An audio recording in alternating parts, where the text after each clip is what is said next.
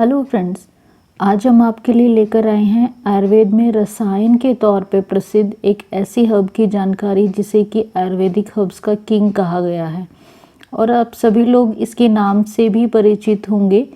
जैसा कि आपने सुना ही होगा, बहुत सारी प्रिपरेशंस आजकल इसकी बहुत प्रसिद्ध हैं। तो आज की हमारी इस रसायन के तौर पे जाने जाने वाली हर्ब का नाम है अश्वगंधा। कॉमनली अश्वगंधा के काफ़ी नाम बताए गए हैं, जिसमें इसको इंडियन जिनसिंग या फिर इंडियन विंटर चेरी भी बताया गया है। तो अश्वगंधा जो है, इसकी जो फिज़िकल अपीयरेंस की अगर हम बात करते हैं तो अश्वगंधा भी जो है एवरग्रीन श्रब्स की कैटेगरी में ही आती है और अक्सर हर्बल पार्क्स के साथ साथ आपको आपके आसपास जो खाली जगह पड़ी रहती हैं, नॉर्मली के आसपास आपके कोई खाली प्लॉट्स हों, सड़क के किनारे भी देखने को मिलती है, जहाँ पे थोड़ा सा भी आपको लगेगा कि पानी वगैरह इकट्ठा हो रहा है, ऐसी जगहों पर भी वो अपने आप से उग जाती है।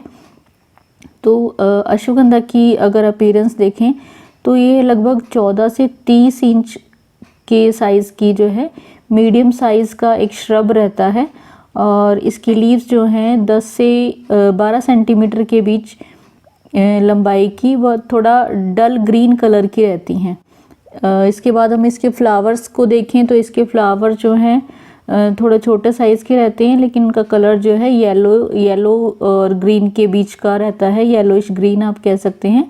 और इनकी स्पेसिफिक शेप जो एक रहती है वो है बेल शेप्ड शेप के फ्लावर होते हैं। तो आप इसको इस तरीके से भी इसकी फ्लावर्स की कलर और शेप से पहचान सकते हैं।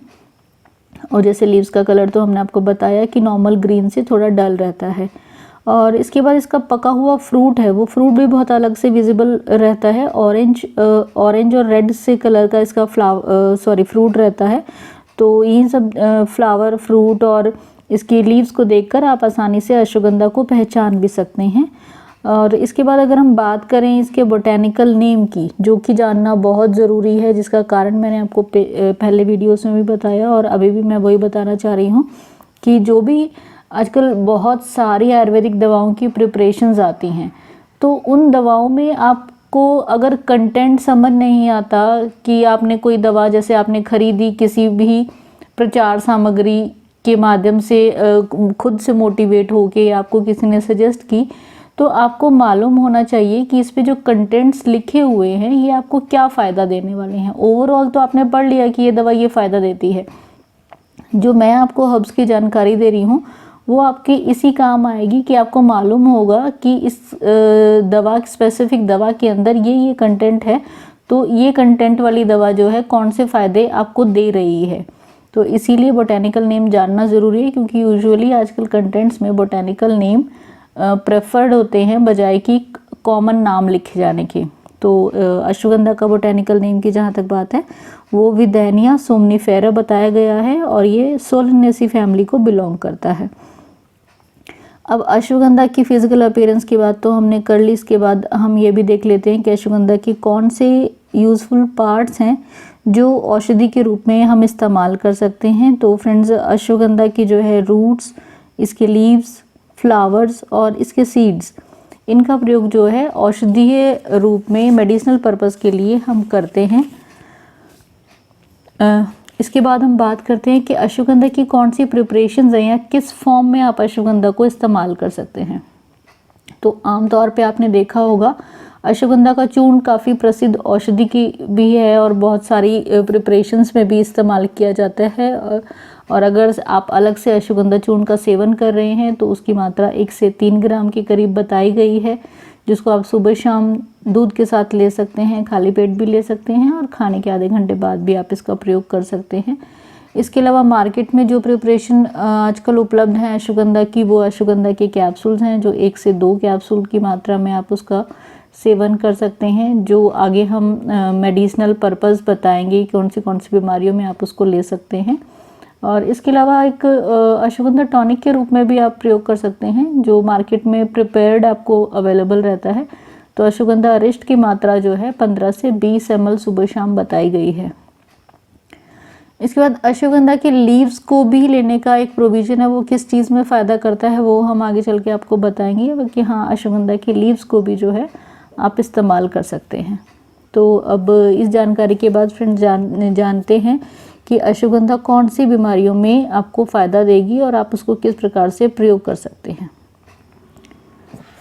तो सबसे पहले आज बात करते हैं अश्वगंधा के रासायनिक रूप की। अश्वगंधा को आयुर्वेद में रसायन मतलब कि आपकी बॉडी को स्ट्रेंथ देने वाला कहा गया है और शरीर के स्वस्थ होने के लिए उसका मानसिक तौर से स्वस्थ होना बहुत ही ज़्यादा आवश्यक है। ये बात आप लोग बहुत अच्छे से समझ सकते हैं। यहाँ पर अश्वगंधा आपको मानसिक रूप से स्वस्थ करने का ही इम्पॉर्टेंट काम करता है। अश्वगंधा किसी भी इंडिविजुअल को उसके स्ट्रेस से डील करने के लिए स्ट्रेंथ प्रोवाइड करता है। तो स्ट्रेंथ की वजह आपकी बॉडी में एक हार्मोन रिलीज़ होता है जिसको हम एड्रीनोकॉर्टिकोट्रोपिन हार्मोन भी कहते हैं। तो इस हार्मोन को जो है की वजह से आपकी बॉडी में स्ट्रेस हार्मोन बढ़ते हैं और अश्वगंधा का काम यही है कि वो उस स्ट्रेस हार्मोन को कम करता है। स्ट्रेस के साथ ही अश्वगंधा आपकी एंग्जाइटी, जो किसी भी कारण से आपको एंग्जाइटी हो जाए मतलब जो बेचैनी की अवस्था होती है, उसको कम करने के लिए भी अश्वगंधा बहुत ही फ़ायदेमंद औषधि है। और अश्वगंधा में एक एंटीऑक्सीडेंट प्रॉपर्टी पाई जाती है और जो एंटीऑक्सीडेंट गुण के कारण से क्या है वो अश्वगंधा आपकी बॉडी में जो फ्री रेडिकल्स फॉर्म होते हैं उनसे फाइट करने की प्रॉपर्टी इसमें आ जाती है। तो इस गुण के कारण से जो अश्वगंधा है वो स्पेसिफिकली मेल्स में जो स्पर्म की डैमेज या फिर डेड होने वाली सेल्स हैं उनको ठीक करता है। तो कहने का मतलब यहाँ ये है कि अश्वगंधा के सेवन से आप अपने जो स्पर्म की क्वालिटी मीन्स जो है उसकी कंसिस्टेंसी, उसकी थिकनेस, उसकी मोटिलिटी जो स्पर्म्स की होती है और स्पर्म्स की क्वांटिटी, दोनों ही चीज़ों में वृद्धि कर सकते हैं। और स्पर्म की जो क्वालिटी और क्वांटिटी इम्प्रूव होने के साथ जो है मेल इनफर्टिलिटी की समस्या जो है उसमें ये औषधि बहुत ही कारगर है। तो इसमें अश्वगंधा का प्रयोग आप ज़रूर कर सकते हैं।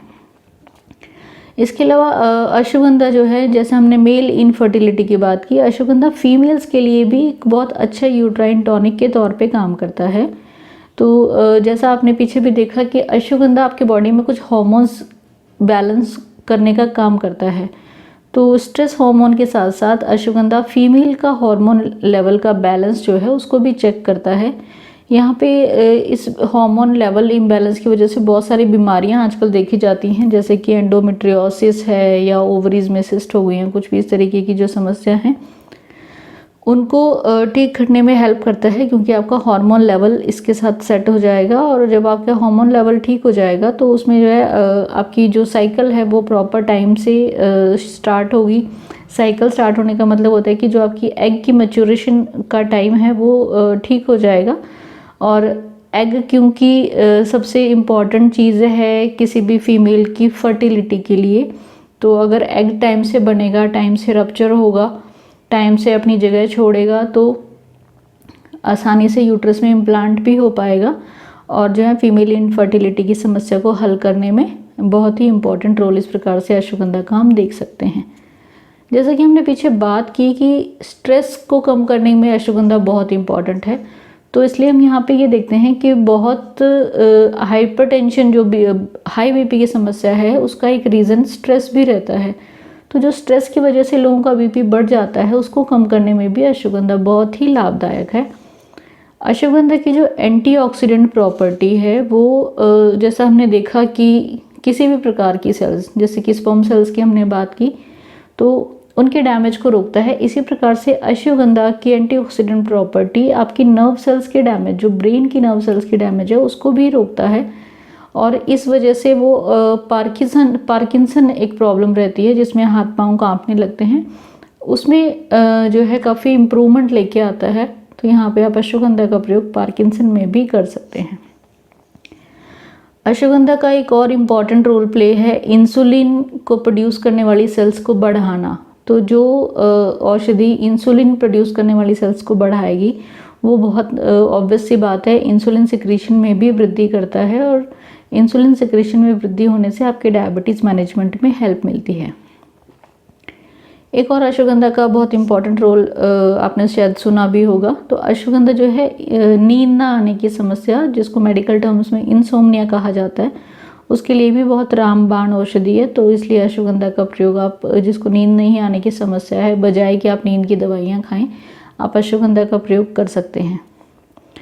अश्वगंधा की पत्तियां जो हैं, जैसे हमने पहले बात की, अश्वगंधा की पत्तियों का भी बहुत फ़ायदे बताए गए हैं। इसमें एक अश्वगंधा की पत्तियों का फ़ायदा है कि वायरल इन्फेक्शन किसी भी प्रकार के, जो आजकल जैसे बारिश के सीज़न में होता है ना, कोल्ड, कफ, फीवर, इस तरीके की जो समस्याएं खड़ी हो जाती हैं, उसके लिए अश्वगंधा जो है बहुत फ़ायदेमंद औषधि है। तो आप जो है आपके वायरल इन्फेक्शन में अश्वगंधा की पत्तियों को चाहें तो चबा के इस्तेमाल कर सकते हैं या उसका काढ़ा बना के भी पी सकते हैं।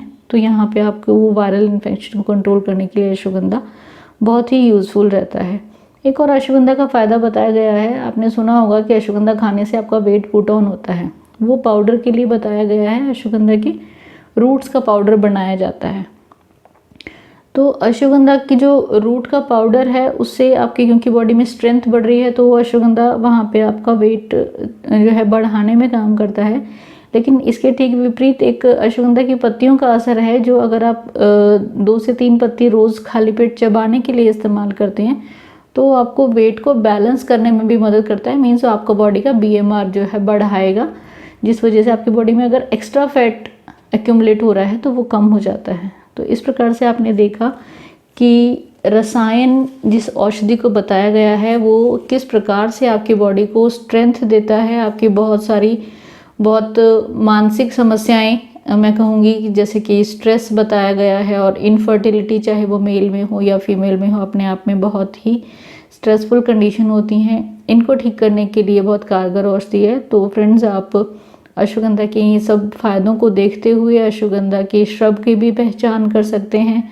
अश्वगंधा की यूजेस जो हमने बताए हैं, वो आप अश्वगंधा की जो मेडिसिनल फॉर्म है उसमें आप इस्तेमाल कर सकते हैं। तो आप ज़रूर इसका प्रयोग करें और अपना और अपनी फैमिली और फ्रेंड्स को स्वास्थ्य लाभ कराएं। उम्मीद है आपको ये जानकारी पसंद आई होगी। जानकारी पसंद आई है तो चैनल को प्लीज़ लाइक, शेयर और सब्सक्राइब कर दें। And don't forget to comment about the video. Thank you so much for watching. Stay healthy, live well.